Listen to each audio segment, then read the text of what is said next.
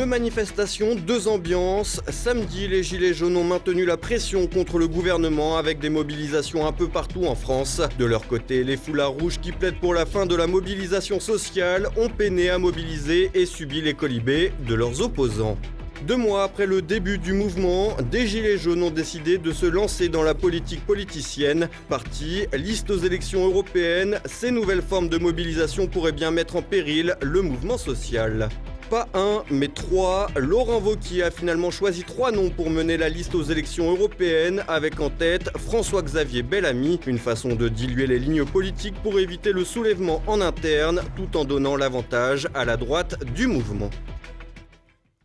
Madame, Monsieur, bonsoir. 11 semaines après les premiers rassemblements de Gilets jaunes, les manifestations continuent de mobiliser partout en France.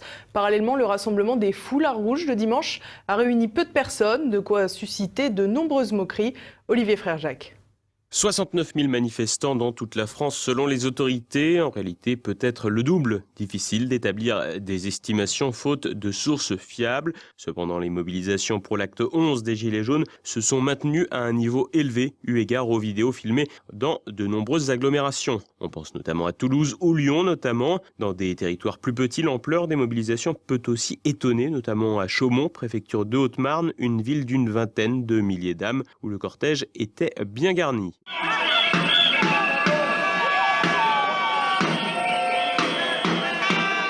Une manifestation qui, comme dans beaucoup de villes de France, a donné lieu à quelques tensions. Alors quand vous vous promenez dans les rues, ne mettez pas de masque, on était gentiment en train de marcher quand on s'est fait attaquer par les CRS de Chaumont. Ils nous ont gazés, ils nous ont tapé dessus alors qu'on ne demandait rien. Voilà comment ça s'est passé. Des mobilisations qui se maintiennent partout en France, même si, toujours, la ville de Paris profite d'une plus grande publicité. Dans la capitale, le cortège a été marqué par la blessure d'une icône du mouvement, Jérôme Rodriguez, blessé à l'œil par les forces de police alors qu'il filmait pacifiquement le déploiement des CRS.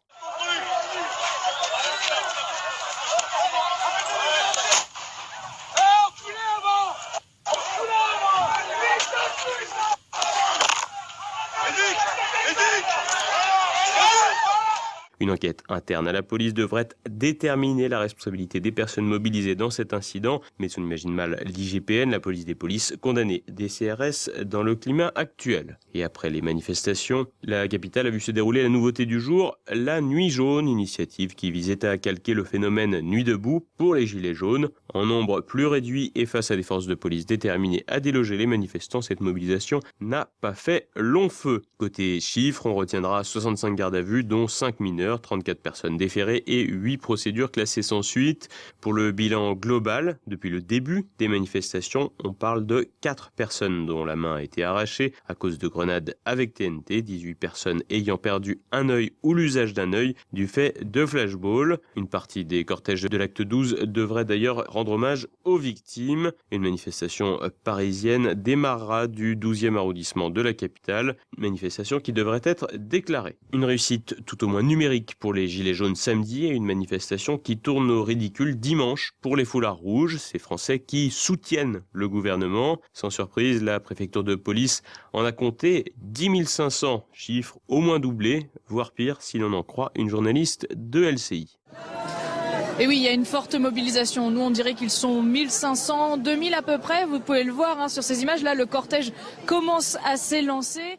Leur mot d'ordre, défendre la démocratie et les institutions. Le cortège, constitué essentiellement de retraités, de personnes âgées et aisées, a été l'occasion de dérapages pour le moins étonnants. Ils veulent discréditer la police. Ils veulent salir les forces de l'ordre. Ils veulent s'en prendre au seul. C'est ma parole. C'est ma voix. C'est ma voix. Moi, je vous dis que tout ça, c'est des méthodes. C'est des méthodes subversives. Il faut que seulement l'Europe pourra encore être le rempart à ces extrémistes. De façade pacifiste, le cortège dit des foulards rouges a vu certains de ses participants insulter des gilets jaunes présents aux abords de la manifestation. On vous donne la moitié. Après les foutistes, ils sont pas loin de l'Élysée, c'est des têtes. Une manifestation pas franchement suivie, donc, qui aura surtout tourné au ridicule, notamment du fait de l'action de personnes favorables aux Gilets jaunes et qui n'ont pas hésité à prendre part au cortège pour le caricaturer un peu plus. On aura ainsi pu voir des banderoles avec des cœurs dessinés autour des noms de Castaner et de Benalla, d'autres sur lesquels on peut lire LBD, mon amour, ou encore les Gilets jaunes, nous on les exploite, ou même mon ami c'est la finance. Des banderoles se moquant ouvertement des foulards rouges, mais ces derniers n'ont finalement pas semblé vraiment choqués par ces messages. Un certain David, se faisant passer pour un foulard rouge, a également piégé tout son monde en répondant à la chaîne d'information en continu Russia Today. Oui, pas que le mouvement des Gilets jaunes, vous savez, des nationalistes, il y en a partout. Séditieux, des factions, on en voit dans tous les pays d'Europe, mais l'Europe doit passer au-dessus de ça, l'Europe doit imposer sa volonté aux États. Le même journaliste a d'ailleurs été pris à partie par un manifestant foulard rouge censé manifester pour la démocratie et la liberté. Le cortège très caricatural des foulards rouges s'est achevé dans le calme. Aucune autre manifestation analogue ne semble être prévue, probablement pour ne pas rater trop de parties de golf. Les Gilets jaunes devraient de leur côté battre le pavé samedi prochain à Paris et partout en France pour fêter les 3 mois d'existence du mouvement. L'arrivée des premiers prélèvements à la source pourrait d'ailleurs redynamiser ou tout au moins entretenir la grogne. Et les Gilets jaunes investissent également le paysage politique. Alors que la mobilisation sociale se poursuit depuis beaucoup plus de 2 mois, des initiatives à proprement parler politiques se mettent en place, une stratégie qui semble diviser. Une liste aux élections européennes et un parti politique. Voilà pour le moment la transcription en politique politicienne de certains gilets jaunes. Des initiatives dissociées qui font grincer des dents à plusieurs titres. D'abord la plus médiatisée, la liste de gilets jaunes menée par Ingrid Levavasseur, aide-soignante télégénique de l'heure. Nommée ralliement d'initiatives citoyennes, pour reprendre l'acronyme du référendum d'initiative citoyenne, réclamé par le mouvement des Gilets jaunes, la naissance de la liste en vue du scrutin de mai prochain ne plaît pas à tout le monde, au contraire. En effet, nombreux sont les Gilets jaunes qui tiennent à leur image apolitique et apartisane. Pour eux, c'est donc le début de la récupération. Il faut dire que l'on s'étonne de voir un mouvement profondément ancré dans les territoires se lancer dans la course aux élections européennes. D'ailleurs, pour Étienne Chouard, qui défend le référendum d'initiative citoyenne depuis 2005, ça ne sert tout simplement à rien. Mais c'est surtout que ça sert à rien. Le Parlement européen n'a pas de pouvoir. Dans l'Union européenne, les élus n'ont pas de pouvoir et ceux qui ont du pouvoir ne sont pas élus. Les acteurs politiques décisifs dans l'Union européenne se sont affranchis, mais comme tous les pouvoirs. Depuis la nuit des temps, c'est comme ça. Depuis la nuit des temps, les pouvoirs ont une tendance à s'autonomiser, à s'affranchir de tout contrôle. Mais pour Ingrid Levavasseur, les européennes ne sont en réalité qu'un premier pas. Pour elle, les scrutins municipaux de 2020 seront également l'occasion pour le mouvement social de faire une tribune. Pour autant, avec des sondages pour les européennes qui assurent à la liste de Gilets jaunes de faire ses 5% pour obtenir des élus et être remboursés, beaucoup voient l'occasion de ne pas se priver. Et pour cause, si le mouvement social est né de la dégradation du pouvoir d'achat, un mandat de député européen mettra sans mal du beurre dans les épinards. Mais on voit bien la limite de l'exercice et surtout des intérêts du mouvement social en tant que tel. D'ailleurs, la liste d'Ingrid Levavasseur apparaît déjà bien marketée à la sauce pensée printemps. Une figure de proue séduisante, pugnace et courageuse, courtisée par BFM TV pour y chroniquer. Et surtout, un mécène qui met ses locaux à disposition de la liste en la personne de Bernard Tapie. Parmi les 10 premiers candidats, les seuls connus aujourd'hui sur les 79 nécessaires, on trouve aussi Brigitte Lapeyronie, UDI jusqu'en 2013. En 8e position, Marc Doyer vient de son côté de La République En Marche. Candidat à l'investiture pour les législatives en juin dernier, il avait déclaré que l'on pouvait soutenir et voter Emmanuel Macron tout en portant un gilet jaune. À croire que le slogan de la campagne de cette liste pourrait être « en même temps ». De quoi éveiller quelques soupçons donc. En effet, la plupart des Gilets jaunes sont vent debout contre cette initiative, comme le déclarait Maxime Nicole à RT. Je pense que si Madame Levavasseur et monsieur, alors je ne connais pas son nom de famille, mais c'est Haïk, voudraient être honnêtes, ils enlèveraient leurs gilets jaunes et ils montreraient leur projet politique de façon citoyenne, comme ils ont envie, mais pas en impliquant le mouvement des gilets jaunes. Beaucoup ont bien conscience que le premier effet sera d'affaiblir les partis d'opposition, une aubaine donc pour Emmanuel Macron. En parallèle de cette organisation qui pose quelques questions, Jacqueline Moureau, la Bretonne devenue célèbre sur le net grâce à sa vidéo qui dénonçait la chasse aux automobilistes. J'ai 2 petits mots à dire à Monsieur Macron et son gouvernement. quand est-ce que ça va se terminer, la traque aux conducteurs que vous avez mis en place depuis que vous êtes là? Parce que là, on atteint des sommets. J'ai fait une petite liste de ce qu'on subit depuis que vous êtes là, mais on en a plein les bottes. C'est clair? Les nouveaux contrôles techniques, la moitié des voitures ne passent plus. Vous vous en foutez, vous roulez avec un parc qu'on vous offre et qu'on vous paye. La hausse du prix du carburant, 1,50 €, mais tout le monde s'en fout, personne ne dit rien. Pourquoi on dit rien? Parce qu'on n'a pas les moyens d'être dans la rue, parce qu'il faut qu'on paye les impôts que vous nous avez gentiment envoyés là pour la fin de l'année. Donc, ça va durer jusqu'à quand ça? Ensuite, la chasse aux véhicules diesel, on continue, parce que comme vous nous avez tous fait acheter des véhicules diesel, parce que soi-disant c'était moins polluant à une époque, c'était pas vous, mais on s'en fout, c'est vous notre interlocuteur aujourd'hui. Donc, maintenant, tous nos véhicules diesel vous dérangent, alors il faut les changer. Bah oui, mais c'est pas pour ça, moi, que j'ai du pognon pour changer ma voiture. Alors vos petites primettes de rien du tout, ça va pas suffire à changer tout un parc automobile français. Ensuite, l'augmentation du nombre des radars. Là, maintenant, c'est... il y en a partout. Il y a une forêt de radars en France. Mais qu'est-ce que vous faites du pognon? Jacqueline Moreau a donc décidé, elle, de lancer un parti politique nommé Les Émergents. Contrairement à la liste d'Ingrid Levavasseur, les élections européennes ne sont pas dans le viseur. En revanche, Jacqueline Moreau compte bien s'organiser pour préparer les municipales de 2020.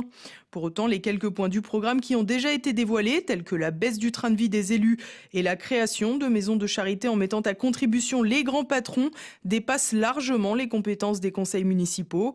Dans les deux cas, ces représentations politiques de Gilets jaunes, en plus d'affaiblir l'opposition, pourraient également contribuer à mettre un frein au mouvement social. L'opération est donc bel et bien une aubaine pour Emmanuel Macron. Un trio pour les Républicains. Alors que Laurent Wauquiez peine à revenir sur le devant de la scène, les candidats pour les élections européennes de mai prochain commencent à émerger.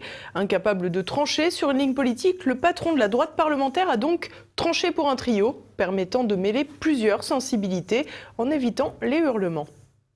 Son nom était soufflé depuis plusieurs semaines dans les rangs des Républicains. François-Xavier Bellamy sera bien investi pour endosser la tête de liste aux élections européennes de mai prochain. Militant pro-famille, ancien veilleur et maire adjoint de Versailles dans les Yvelines, le jeune professeur de philosophie incarne l'aile conservatrice du parti que Laurent Wauquiez semblait rechigner à mettre en avant. Gérard Larcher, le président du Sénat, ainsi qu'Éric Woerth, ancien ministre sarkozyste, n'ont d'ailleurs pas caché leur crainte de voir le parti basculer vers cette tendance. Mais pour se prémunir d'un maximum de critiques, le président du parti a voulu conserver les équilibres du mouvement. En effet, d'un coup de com' habile, il affiche non pas son choix pour la tête de liste, mais un trio, complété donc par Agnès Evren, ancien porte-parole de Nathalie Kosciusko-Morizet, et l'eurodéputé Arnaud Danjean, ancien soutien d'Alain Juppé dans la campagne de la primaire. Une équipe qui ménage donc la chèvre et le chou. François-Xavier Bellamy permet d'incarner le renouvellement que les Français appellent de leur vœu, sans se contenter de la jeunesse, mais au contraire en apportant une expérience issue de la société civile acquise dans son rôle de professeur.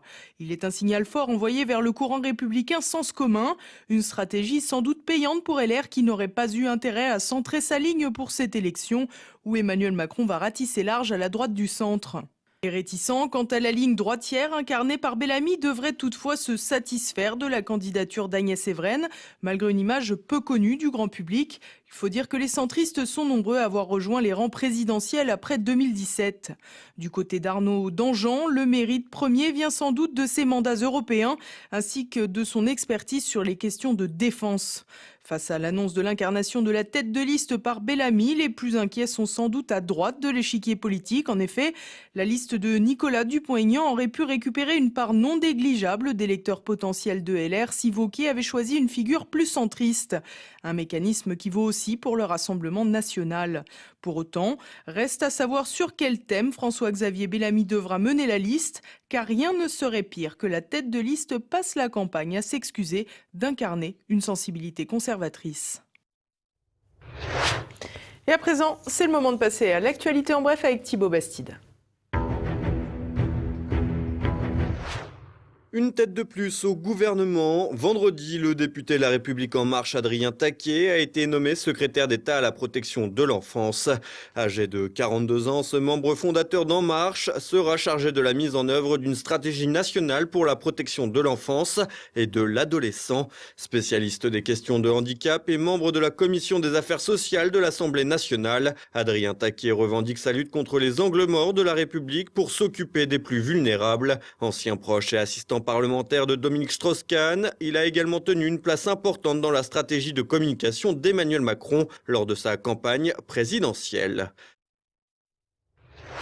Les clandestins investissent les beaux quartiers. Dans le 16e arrondissement, le gymnase Jean Bouin a été réquisitionné dans le cadre d'un plan d'hébergement de migrants, mettant un terme à de nombreuses activités sportives, scolaires et associatives. La décision d'accueillir une centaine de migrants clandestins dans le local sportif a été vivement contestée par les élus du quartier. L'opération, qui risque de coûter cher à la capitale, reflète une fois de plus l'incapacité de la mairie de Paris à maîtriser le problème de l'immigration et à défendre ses habitants. Évasion spectaculaire à Tarascon, incarcéré depuis septembre 2017 pour vol avec arme, vol aggravé et association de malfaiteurs. Un détenu âgé de 27 ans s'est évadé ce lundi matin lors de son transfert au tribunal de Tarascon dans les Bouches-du-Rhône, où il devait être présenté à un juge d'instruction. L'attaque du convoi pénitentiaire chargé de l'escorter n'a pas fait de blessés, mais a été menée devant le palais de justice par 3 individus lourdement armés. Un plan de recherche a été déclenché pour tenter de retrouver le fugitif. D'après le procureur, il ne s'agirait pas d'un détenu radicalisé, mais plutôt d'un délinquant d'habitude, sujet au grand banditisme. Le journal de Jean Jaurès meurt dans la pauvreté. Le quotidien communiste L'Humanité a été placé sous la protection du tribunal de commerce de Bobigny, a annoncé vendredi dernier son directeur Patrick Le Yarrick. En difficulté financière depuis plusieurs mois malgré les subventions versées par l'État aux journaux de la presse écrite, L'Humanité s'est vu contraint de se déclarer en cessation de paiement, accédant ainsi à un dispositif qui permet à l'entreprise de reprendre son souffle sans la pression des créanciers. Si le plan de redressement judiciaire devait être rejeté, alors le journal aux 200 salariés serait placé en liquidation judiciaire et fermerait. Les séparatistes musulmans frappent aux Philippines. La cathédrale de Jolo, située dans une île du sud des Philippines, a été secouée par un double attentat lors de la messe dominicale, faisant 20 morts et 83 blessés. L'attaque, revendiquée dans la soirée par l'État islamique, intervient 2 jours seulement après la proclamation d'une région autonome dans le sud du pays pour mettre fin à l'insurrection musulmane. Un accord de paix avait pourtant été signé en 2014 avec les rebelles musulmans pour tourner la page des décennies de soulèvements meurtriers. Un pack de 24 bières à 92 €. Depuis le 1er janvier 2019, le Qatar a doublé le prix des boissons alcoolisées en vue de la Coupe du Monde de football 2022. Le petit pays conservateur du Golfe a en effet mis en place une taxe sélective sur les produits dits nocifs, parmi lesquels le tabac, les boissons sucrées ou énergisantes et tout produit à base de porc. Les organisateurs de la Coupe du Monde de football 2022 ont indiqué que l'alcool serait disponible dans des espaces prévus à cet effet, mais il faudra désormais y ajouter un prix capable de refroidir les plus assoiffés des supporters de football. Un queer chouchou de l'Eurovision. À 19 ans, Bilal Hassani a décroché son billet pour Israël où se dérouleront en mai prochain les phases finales du concours musical européen. Sur les pas de Conchita Wurst, la diva à barbe autrichienne et du tandem Madame Monsieur qui chantait le drame des clandestins. Le jeune homme d'origine marocaine à la perruque blonde représentera la France dans ce show anglophone standardisé pour la mondialisation. Sa chanson Roi a remporté les faveurs du folklore babélien, ému par son appartenance revendiquée au mouvement queer, qui regroupe les identités sexuelles et de genre non conventionnelles.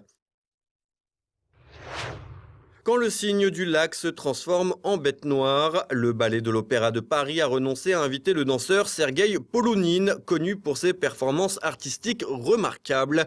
En cause, l'étoile russe a notamment déclaré sur les réseaux sociaux « Un homme est un homme et une femme, provoquant l'ire d'organisations LGBT. Soutien affirmé du président russe Vladimir Poutine, il est également accusé par certains d'être grossophobe. Une agitation médiatique qui privera les spectateurs parisiens de sa prestation initialement prévue à l'Opéra Bastille en février et mars prochain dans le Lac des Cygnes.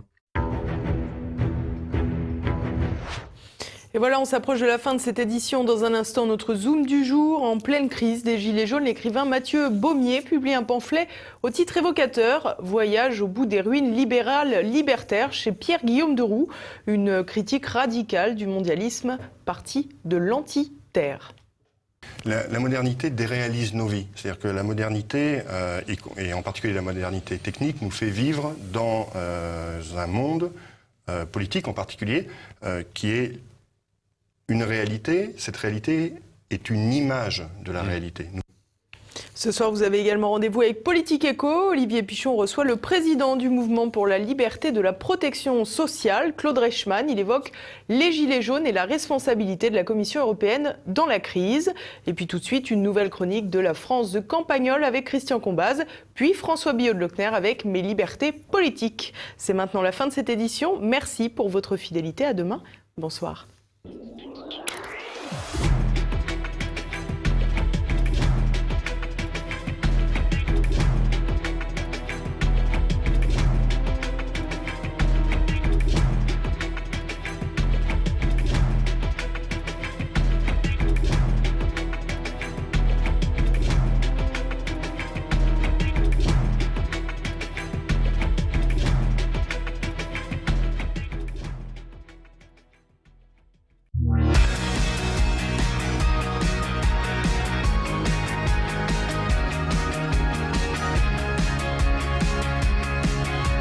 On adresse à cette petite chronique assez peu de critiques en général, mais il y a un reproche qui affleure de temps en temps, c'est veiller à ne pas faire de politique.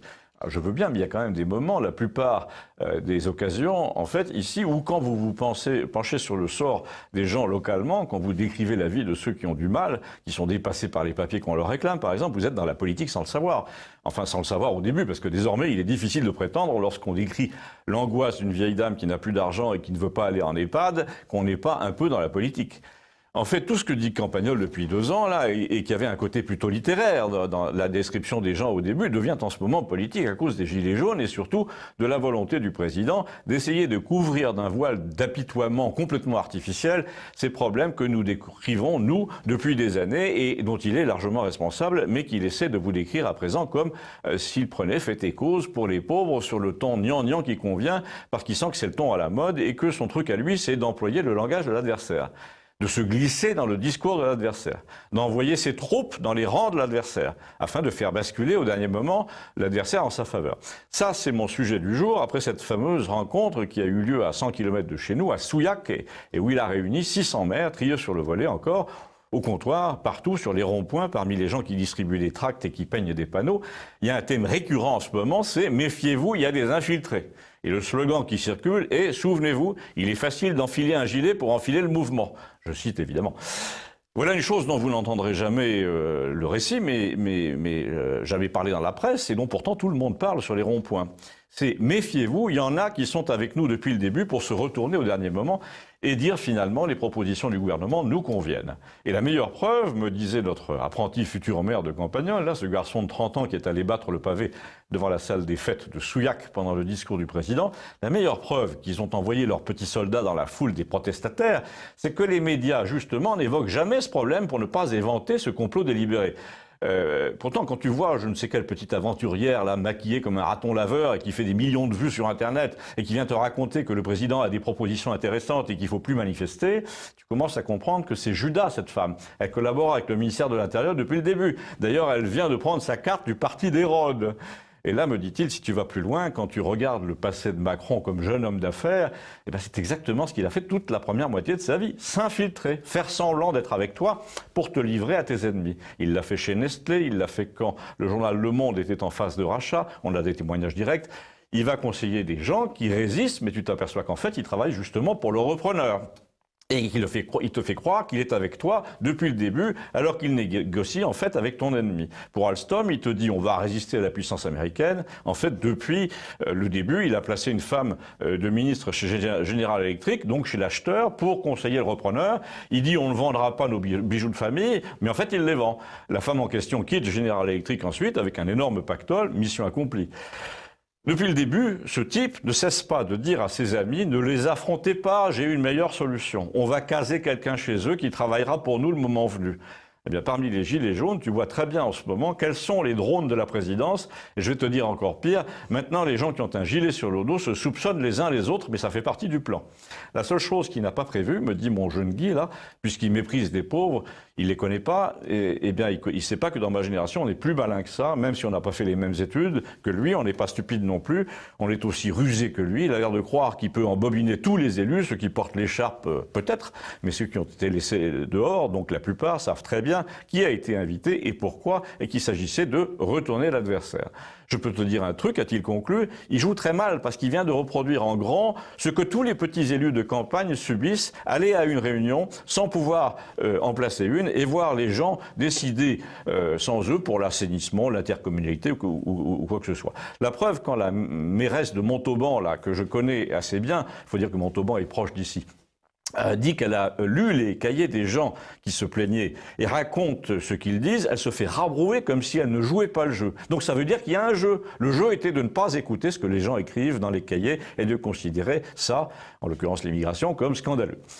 Et puis le soir même, tu lis dans la presse que cette femme est mise en examen pour avoir payé un journaliste qui disait des trucs à sa gloire dans le bulletin municipal. Mais en fait, quand tu réfléchis, toute la presse française est payée par le gouvernement pour dire des trucs à sa gloire. 8 millions par an pour le Parisien, par exemple. Et là, tout le monde trouve ça normal. Tu trouves ça normal, toi? Ben non, j'admets, je ne trouve pas ça normal. Vous non plus, sans doute. Abonnez-vous, au moins, en signe de désapprobation. Merci.